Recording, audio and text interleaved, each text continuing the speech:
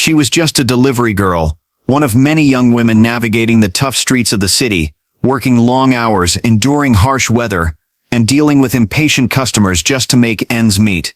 Her name was Amara, and every day she put on her delivery uniform with quiet determination. Life had never been kind to her. She lost her father when she was young. Her mother fell ill shortly after, and Amara had to grow up fast. She worked multiple jobs, and barely made enough to cover rent and medicine for her mother. Every day was a struggle, and yet she never complained. She smiled at strangers, helped old women across the street, and gave her seat to the elderly on buses. Her kindness wasn't a show, it was part of who she was. On one of those usual rainy afternoons, Amara was pushing through traffic on her motorbike, a plastic food container strapped behind her. She was already running late for her next delivery, and the app was buzzing with complaints from the customer. Her clothes were soaked, the roads were slippery, and she was shivering from cold. But she didn't care. She had a job to finish, and every completed delivery meant a few extra naira in tips. As she turned onto a quiet street, she saw something strange. An old man was lying on the sidewalk, half conscious, with no one around him. Most people passed by without stopping, shielding themselves from the rain or too busy with their own lives. Amara slowed down, unsure what to do. Her phone kept buzzing. The customer was calling, probably furious. She could have looked away, kept riding, and told herself someone else would help. After all, she had a job to do, and she was already late. But Amara wasn't like most people. She parked her bike and ran to the old man. His clothes were soaked and torn, his hands trembling, and his eyes barely open. She knelt beside him, shielded his face from the rain with her own hands, and spoke gently, asking if he could hear her. The man could barely whisper. His breathing was shallow. He needed help fast. Amara pulled out her phone and called for an ambulance, explaining the situation as clearly as she could. The operator told her it might take time because of traffic, time the old man didn't have. She looked at her bike, then at the man, and made a choice. She helped him up with all her strength, soaked and shivering, and gently laid him across her delivery box. Ignoring the calls, ignoring the angry texts from the app, she started riding toward the nearest clinic. Every bump on the road made the man groan in pain. She kept telling him to hang on, that he was going to be okay. The rain blurred her vision, but she didn't stop. It was the longest 15 minutes of her life. She burst into the clinic, yelling for help, and nurses rushed to assist. Doctors took the old man in while Amara stood outside the emergency room, panting, heart racing, and clothes dripping. Her phone was dead. Her job was gone. She knew it. The app would suspend her account, and she'd probably get a bad review. She had missed 2 deliveries, and violated the company's on-time policy. That job was her only source of income. Without it, she wouldn't be able to buy her mother's medication. She stood quietly by the bench, her mind spinning with worry. But even through all the fear and uncertainty, one thing was clear. She had no regrets. One of the nurses came out and told her the man would survive. They found he was extremely dehydrated, and suffering from a heart condition. If she hadn't brought him in when she did, he might not have made it. She nodded quietly, thankful, and left the clinic without giving her name. No one had asked, and she didn't expect any recognition. What she didn't know was that the old man she had just saved wasn't just anyone. He was the father of Chief Olede, one of the richest men in the country, a billionaire known for his businesses, properties, and luxury lifestyle. But what very few people knew was that his father had insisted on living a simple life, away from the media and the spot. He had wandered out that day alone, trying to buy something for his garden, and collapsed while walking back. Chief Olede had been frantically searching for his father for hours. When he finally found him safe in the clinic, the doctors told him a young delivery girl had brought him in during the storm. No one knew her name. No one had gotten her contact. She had left before anyone could even say thank you. Back in her one-room apartment, Amara sat in silence, looking at her phone. The app had suspended her account. No more deliveries, no income. Her mother called out for her, coughing, and she rushed to help.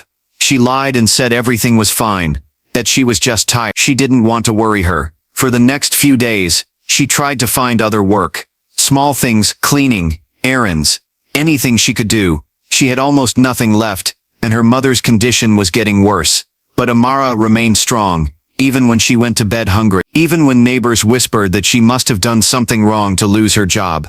At the same time, Chief Alete was searching the city for the girl who had saved his father. He checked clinic records, asked nurses, reviewed security footage, and sent people out to gather any information. He offered rewards, placed ads online, and even made a public appeal on television. Still, no one had found her yet. She had disappeared into the crowd, just another face in a busy world. A girl who didn't ask for anything. A girl who gave up everything to save a stranger. A girl who didn't know that act of kindness would change her life forever. The streets were still wet from the afternoon rain, puddles glistening under the fading sunlight, as Amara walked home with her delivery bag slung over her shoulder. Her clothes were still damp, her shoes soaked through. She had just been suspended from her delivery job for missing too many orders. The last one she missed was the final straw. She had dropped everything to help a man who had collapsed on the sidewalk, a frail old man barely breathing, with no ID, no phone and no one around who cared to stop. It wasn't a decision she had time to think about.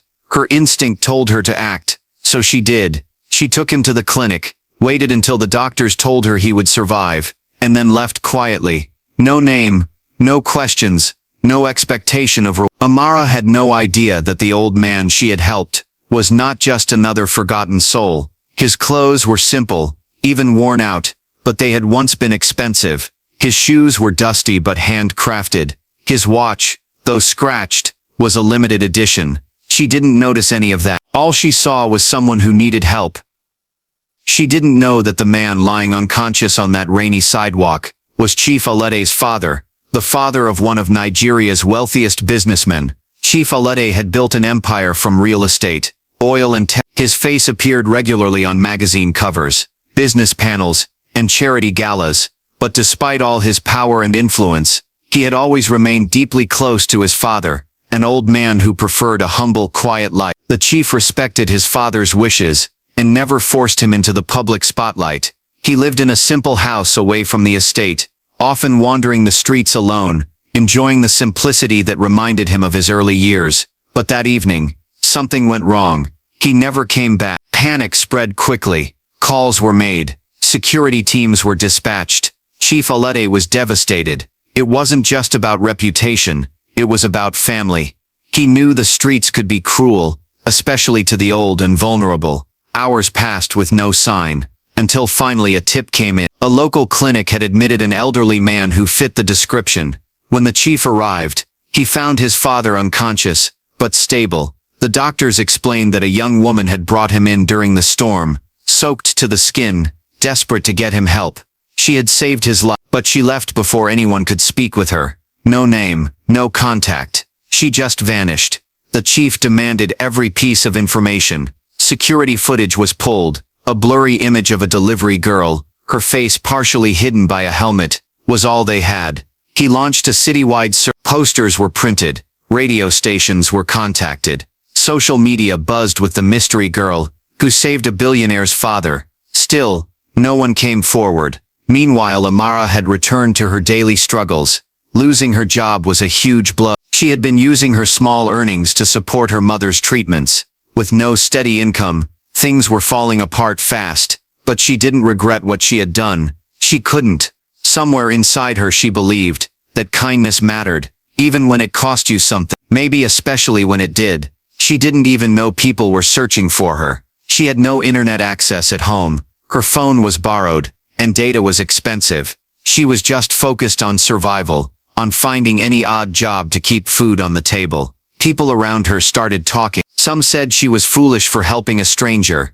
Others said it was admirable, but none of it changed her situation. She was struggling in silence, while across the city, the man she saved was recovering and asking about her every day. Chief Alete was relentless. He wasn't just thankful, he was obsessed with finding the girl, not to make headlines or boost his image. He wanted to thank her in person, to understand what kind of heart did something so selfless, and then walked away without even asking for acknowledgement. He knew that whoever she was, she had given up something valuable to save a life, and he wasn't going to rest until he found her. It was a cleaning lady at the clinic who eventually gave the lead. She remembered the girl saying something about her neighborhood before she left. A small, crowded district on the outskirts of the city. The chief sent people there quietly, trying not to alert the media. They visited shops, talked to food vendors, described the girl in the footage. And slowly, piece by piece, the story came together. They heard about a girl who had lost her job because she was late on deliveries.